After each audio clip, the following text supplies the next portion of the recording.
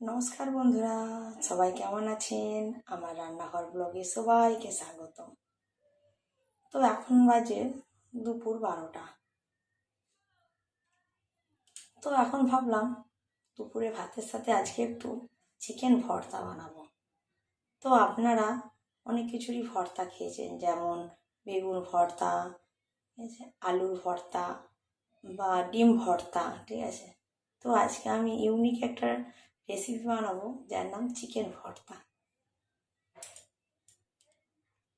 তো চলুন কীভাবে বানায় আপনাদেরকে দেখাই। প্রথমে নেব একটা ফ্রাইং প্যান। তো প্রথমে দেখুন চিকেনটা কিভাবে বানিয়েছি। চিকেনটাকে ভালো করে ধুয়ে জল ঝরিয়ে জলে সেদ্ধ করতে দিয়েছি লবণ দিয়ে। তো মিনিমাম 20-আধ ঘন্টা সেদ্ধ করেছি। তো সেদ্ধ করে নিয়েছি, সেটাকে এবারে ফ্রাইং প্যানে কী কী উপকরণ দিয়ে বানাচ্ছি সেটা দেখিয়ে দিই, চলুন। তো যখন ফ্রাই প্যানটা গরম হয়ে গেছে, এবারে কিছুটা পরিমাণ সাদা অয়েল দেব। সাদা অয়েল দিলাম। প্রথমে দেব দুটো শুকনো লঙ্কা। শুকনো লঙ্কাটা দেওয়ার পর কুচনো পেঁয়াজ দেব।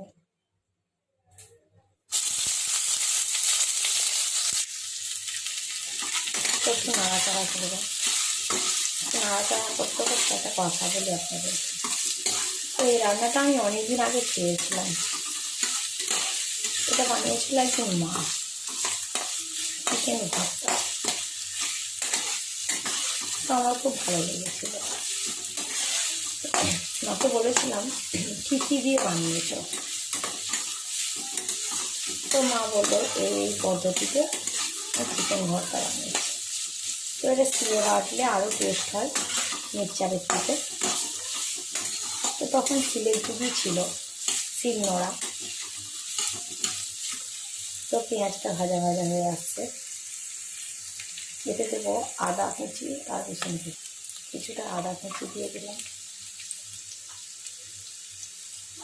কিছুটা কুচানো রসুন দিয়ে দিলাম পরিমাণ মতো। আপনি যতটা চিকেন নেবেন ততটা। তো দিয়ে একটু নাড়াচাড়া করবো। তো কিছুটা কাঁচা লঙ্কা দিয়ে দেবো, ঝালটা আপনার পরিমাণ মতো।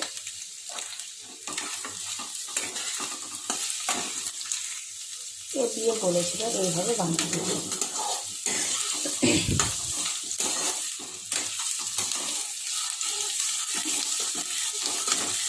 তো আমিও বানিয়েছিলাম, এই জন্য আপনাদেরকে শেয়ার করছি। আপনারাও বানান, খেয়ে দেখুন কেমন হয়।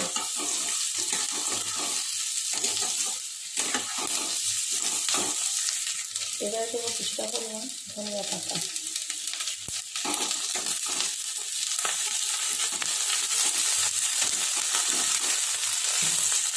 একটু নাড়াচাড়া করবো। পরিমাণ মতো লবণ দেবো।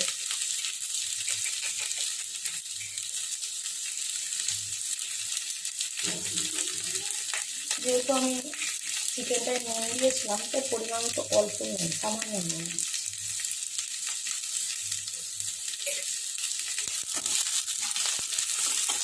অল্প পরিমাণে হলুদ গুঁড়ো আর অল্প পরিমাণে লঙ্কা গুঁড়ো দিয়ে দেবো।